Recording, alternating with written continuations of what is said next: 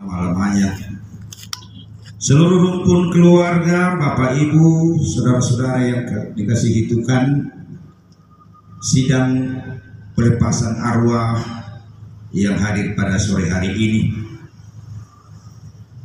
Di dalam inkulturasi gereja, bahwa gereja selalu menghormati, mengakui dan mendukung tatanan-tatanan adat, kebiasaan masyarakat lokal seperti yang kita alami khususnya di Toraja.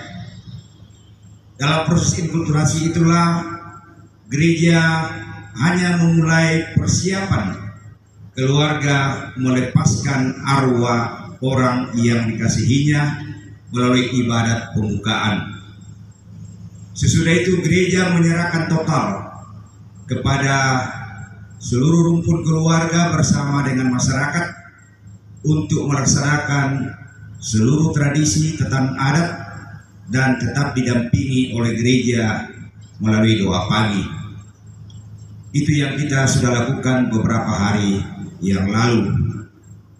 Hari ini gereja mengambil alih lagi prosesi kebiasaan itu untuk menyerahkan arwah dari orang tua yang kita sayangi, Bapak Thomas Langsa ini, menuju kepada pangkuan Bapa. Hari ini juga seluruh rumpun keluarga, seluruh masyarakat, bahkan gereja juga mendoakan pelepasan arwah dari orang tua kita ini melalui misa-misa pagi para pastor seluruh dunia, sehingga di dalam gereja Katolik persiapan dan pelepasan arwah orang mati itu adalah doa sedunia, didukung oleh gereja universal yang satu, kudus, Katolik dan Apostolik.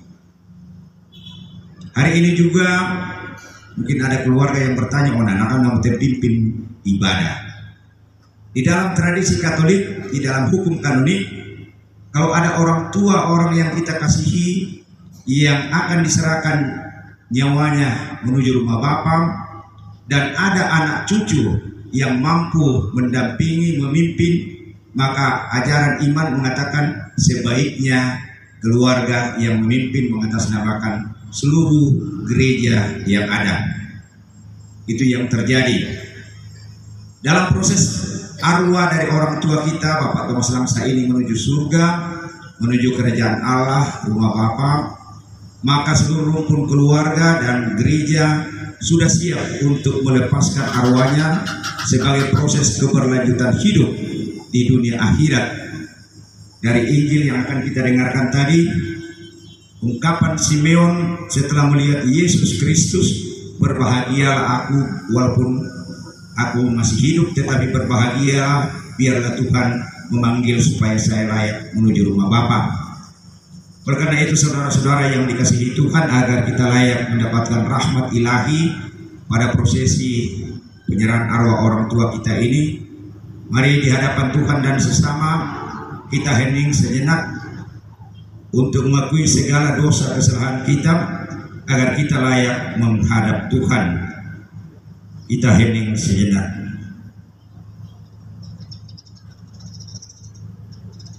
Di hadapan Tuhan dan sesama, mari kita mengakui segala kesalahan dan dosa-dosa kita dengan sama-sama mengucapkan doa tobat.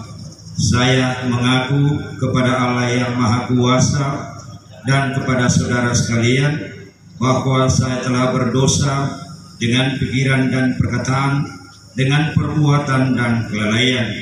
Saya berdosa, saya sungguh berdosa. Oleh sebab itu saya mohon kepada Santa Perawan Maria, kepada para malaikat dan orang kudus, dan kepada saudara sekalian, supaya menyerahkan saya pada Allah. Dan semoga Allah yang Maha Kuasa mengasihani kita, mengampuni dosa-dosa kita, dan mengantar kita ke hidup yang kekal. Tuhan kasihanilah kami, Kristus kasihanilah kami, Tuhan kasihanilah kami. Marilah berdoa. Allah Bapa yang berbelas kasih, Engkau telah menyerahkan putramu kepada kematian untuk membebaskan semua orang dari kuasa maut dan mengaruniakan hidup kekal kepada kami. Pandanglah hambamu, orang tua kami Bapak Thomas Lamsa, yang telah kau panggil ke hadiratmu. Ia telah meninggal seperti Kristus. Terimalah orang tua kami ini dalam kemuliaan abadi bersamamu. Bebaskanlah dan ampunilah dia dari segala dosanya, supaya pada hari kebangkitan ia menikmati kemuliaan-Mu. Dengan pengantaraan Yesus Kristus Putramu Tuhan kami, yang hidup dan berkuasa bersama Engkau dan Roh Kudus, Allah sepanjang segala masa. Amin.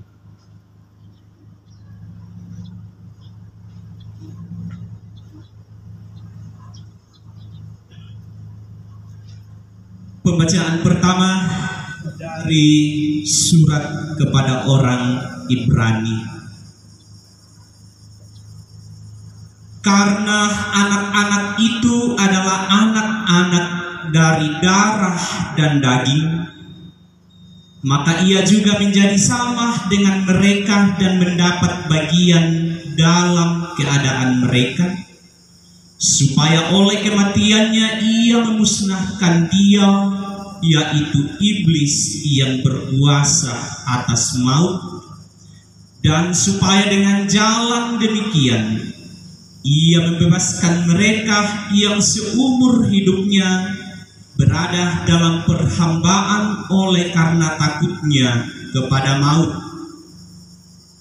Sebab sesungguhnya bukan malaikat-malaikat yang ia kasihani, tetapi keturunan Abraham yang ia kasihani.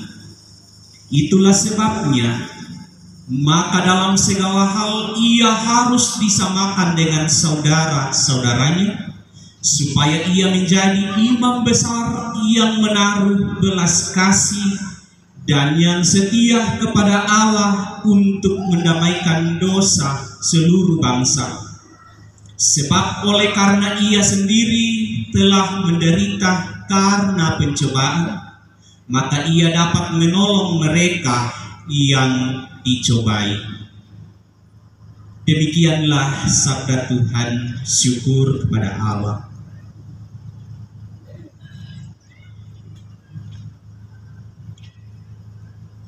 Kita antar Injil dengan stensilan nomor 2.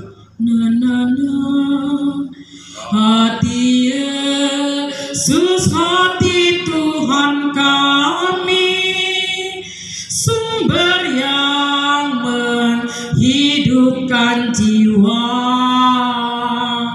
yang mau minum dari sumber ini akan hidup hingga selamanya. Sudilah bukakan kami mata air yang ilahi. Hati Yesus, hati Tuhan kami, segarkanlah jiwa yang letih.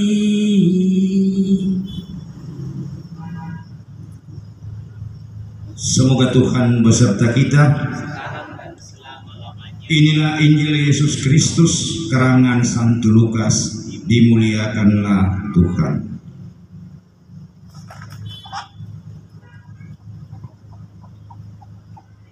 Dan ketika genap waktu pentahiran menurut hukum Taurat Musa, mereka membawa dia ke Yerusalem untuk menyerahkannya kepada Tuhan.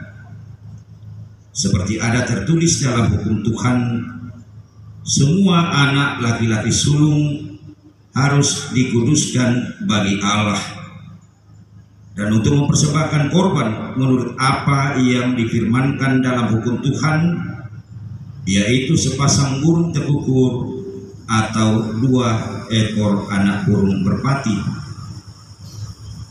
Adalah di Yerusalem seorang bernama Simeon. Ia seorang yang benar dan saleh, yang menantikan penghiburan bagi Israel. Roh Kudus ada di atasnya, dan kepadanya telah dinyatakan oleh Roh Kudus bahwa ia tidak akan mati sebelum melihat Mesias, yaitu Dia yang diurapi Tuhan. Ia datang ke Bait Allah oleh Roh Kudus. Ketika Yesus anak itu dibawa masuk oleh orang tuanya untuk melakukan kepadanya apa yang ditentukan dalam hukum Taurat, ia menyambut anak itu dan menantangnya sambil memuji Allah, katanya, "Sekarang Tuhan, biarkanlah hamba-Mu ini pergi dalam damai sejahtera sesuai dengan firman-Mu, sebab mataku telah melihat keselamatan yang ada daripada-Mu, yang telah Engkau sediakan di hadapan segala bangsa, yaitu terang yang menjadi pernyataan bagi bangsa-bangsa lain dan menjadi kemuliaan bagi umat-Mu Israel." Dan bapak ibu serta ibunya amat heran akan segala apa yang dikatakan tentang dia. Lalu Simeon memberikan mereka dan berkata kepada Maria ibu anak itu, "Sesungguhnya anak ini ditentukan untuk menjatuhkan atau membangkitkan orang di Israel, dan untuk menjadi suatu tanda yang menimbulkan perbantahan." Demikianlah sabda Tuhan, terpujilah Yesus.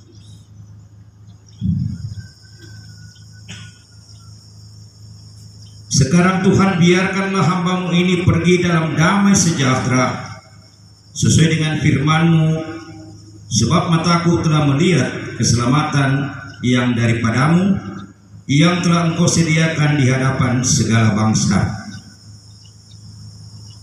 Bapak Ibu saudara-saudara yang dikasihi Tuhan,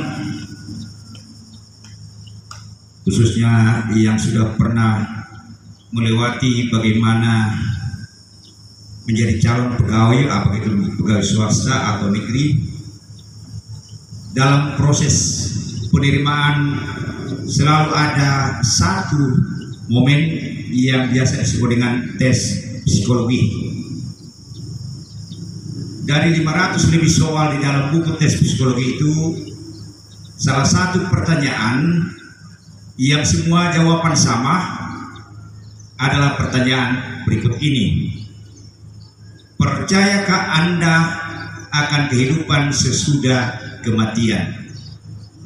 Semua peserta menjawab iya. Ternyata semua orang melihat bahwa kehidupan di dunia ini adalah sebuah proses menuju kepada kehidupan yang kekal, tanpa melihat latar belakang keyakinannya. Mereka percaya bahwa kehidupan yang kekal ada sesudah kematian di dunia ini. Kemudian kita bertanya, bagaimana dari logika kita? Sudah ada kematian, sudah menjadi jasad yang kaku. Tetapi itulah yang kita lihat, dan mari kita lihat dari kacamata iman. Ternyata penciptaan manusia ada 2 unsur, seperti yang kita dengarkan mulai dari kitab Kejadian sampai Wahyu. Manusia terdiri atas tubuh dan jiwa. Tubuh ini adalah terbentuk dari hubungan bapak ibu melalui perpaduan antara sigot dan ovum, dan itu baru terbentuk badan. Tetapi tidak ada unsur hidup di dalamnya. Dan pada saat terjadi pertemuan antara ovum dan sigot, di dalam muncul sigot dengan di dalam kandungan ibu kita, maka dilihat dari kacamata iman, disitulah misteri iman kita. Allah menyerahkan unsur hidup di dalam kandungan ibu. Maka pada saat terbentuk zigot, mulailah janin terbentuk dan disitulah unsur hidup. Jadi yang hidup untuk selama-lamanya adalah jiwa. Jiwa kita adalah bagian dari Tuhan, dan itu yang selalu kita katakan, Tuhan yang menghendaki, terpujilah namanya. Tetapi kematian ini selalu berulang-ulang menjadi sebuah tanda tanya bagi kita. Di dalam filosofi Latin ada ungkapan Latin yang mengatakan mortem mystericum est. Mortem mystericum est. Kematian adalah sesuatu yang misteri. Ada misteri, ada hal yang tidak dapat dijangkau oleh akal manusia. Untuk memahami itu saya ajak Bapak Ibu saudara-saudara coba lihat tangannya kiri kanan. Ada goresan ya tangan. Dilihat saja supaya nanti ini bukan menjadi pertanyaan bagi kita. Pada tangan kiri dan tangan kanan pasti Bapak Ibu saudara-saudara menemukan satu huruf yang sama, yaitu huruf M besar. Pasti ada huruf M, ya. Kalau tidak ada huruf M yang didapati, Anda berbahagia. Kalau sudah menemukan huruf M di kiri dan ke kanan, huruf M yang di kiri itu namanya momento dalam bahasa Yunani, dan pada bagian kanan itu yang disebut dengan mori. Sehingga kiri dan kanan itu satu kesatuan dalam bahasa Yunani disebut dengan momento mori. Momento itu adalah sebuah ingatlah ya, bahasa kasarnya kalau diterjemahkan, atau monumen, peringatan. Jadi di tangan kiri itu sudah diingatkan, ingatlah, atau peringatan akan hidup. Dan di sebelah kanan itu ada huruf M lagi, namanya mori. Mori itu adalah kematian. Sehingga dua tangan kita antara kiri dan kanan ini itu menunjukkan bahwa manusia selalu diajak untuk mengingat kematiannya. Momento mori. Ingatlah bahwa Anda akan mati. Dan karena itu menjadi sebuah misteri, maka antara tangan kiri dan tangan kanan itu ada badan kita, ada tubuh kita. Disitulah jiwa, akal budi sebagai manusia. Berarti kalau kita lihat momento mori, Tuhan sudah mengajak kita untuk selalu mengingat bahwa kita semua ini akan mati, dan mengingat kematian kita supaya jiwa kita kembali kepada yang memberikan. Makanya orang-orang yang selalu mengingat kematiannya menggunakan tangan itu untuk mengingat kematiannya. Tangan digunakan untuk berdoa. Tangan digunakan untuk memohon ampun, baik kepada Tuhan maupun kepada sesama. Tangan digunakan untuk mengulurkan cinta kasih kepada sesama, uluran tangan. Tangan juga sering digunakan untuk memberikan damai sejahtera kepada kita.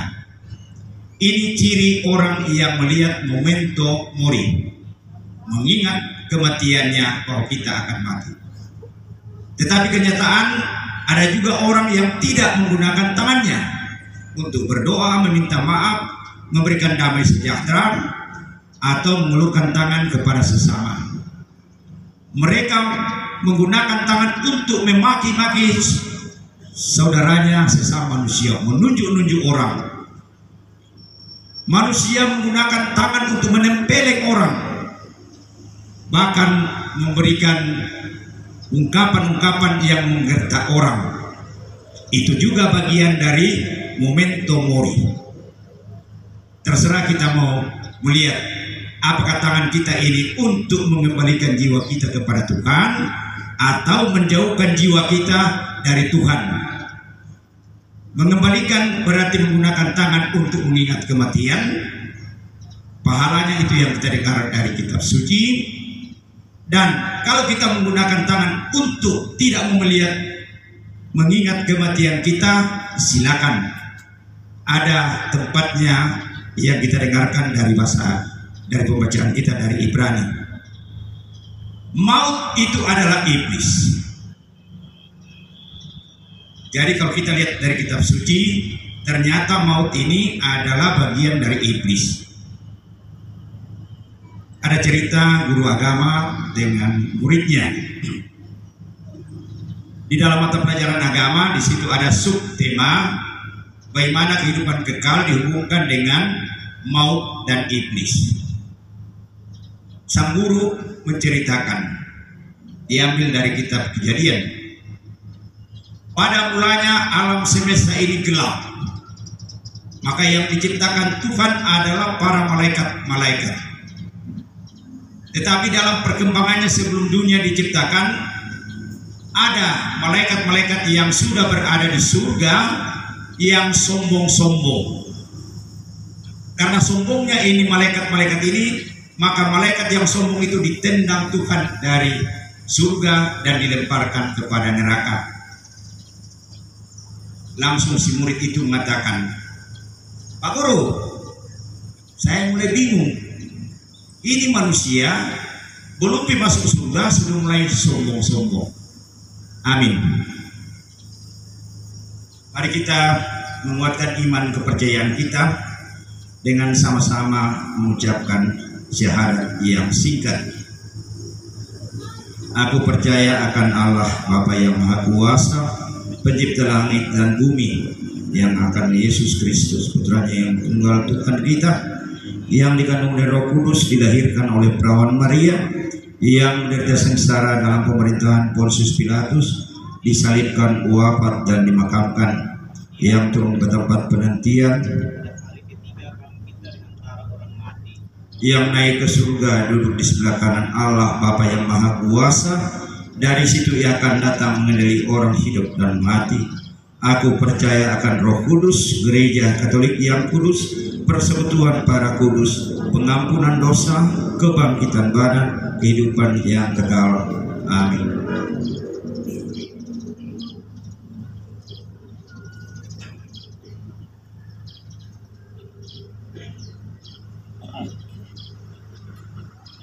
Mari kita mohon berkat Tuhan untuk tanah dan bunga yang akan kita taburkan kepada jenazah orang tua kita. Marilah berdoa. Allah Bapa kami, Engkau memberkati bumi dan tanah serta menguduskannya sebagai tumpuan kaki-Mu. Putra-Mu sendiri Tuhan kami Yesus Kristus pernah berbaring dalam makam selama 3 hari. Maka kami mohon berkatilah dalam nama Bapa, Putra dan Roh Kudus, dan sucikanlah tanah ini dengan Roh Kudus-Mu, agar hamba-Mu yang akan kami taburi dengan tanah ini Kau bangkitkan bersama Kristus dan boleh masuk ke dalam kemuliaan-Mu yang abadi. Demi Kristus Tuhan dan pengantara kami. Amin.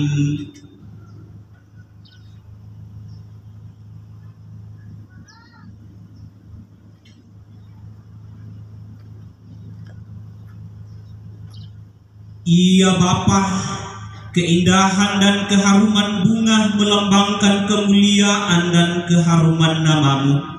Kami mohon berkatilah dalam nama Bapa, Putra dan Roh Kudus bunga ini yang akan kami taburkan pada hamba-Mu yang telah Engkau panggil. Semoga taburan dan keharuman bunga ini menghadirkan kemuliaan-Mu yang memenuhi bumi dan hamba-Mu ini. Demi Kristus Tuhan dan pengantara kami. Amin.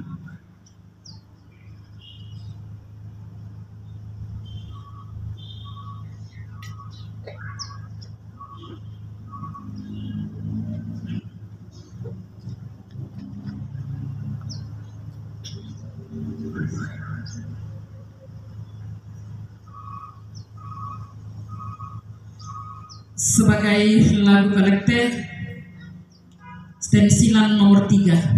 Setelah itu berturut-turut si Porano Fos